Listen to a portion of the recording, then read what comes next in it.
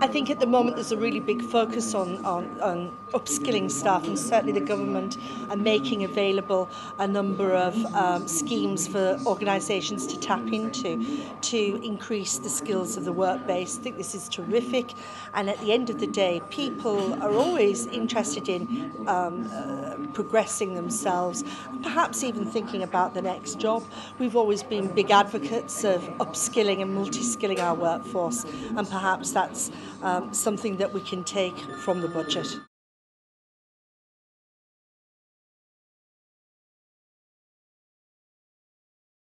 I think that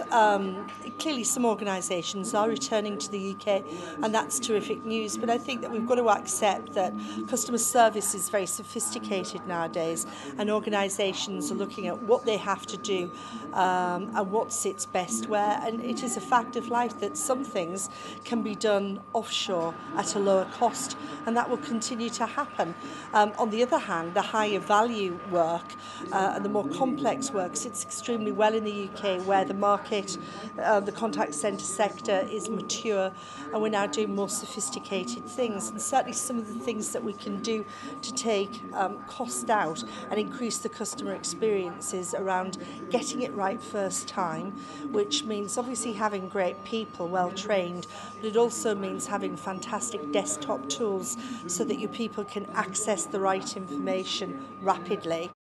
And so really, some work will stay offshore, and it will be low cost and beneficial to an organisation to do that. But the more sophisticated stuff I've outlined, I think will remain for time being in the UK.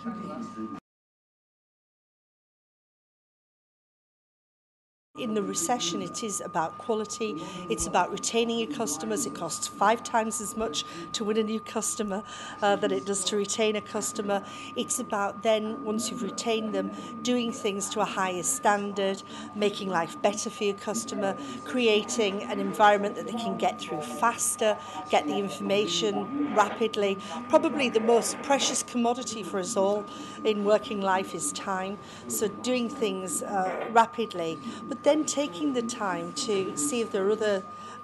things that you can do for a customer will enhance the customer experience. It's really important to go back and check with the customer how they feel about the experience that they're having, and I think that we're seeing more and more clients invest more and more in taking real-time feedback from customers to understand how they're getting, where they're getting it right and how they could improve the service, and that is very sensible in this economy.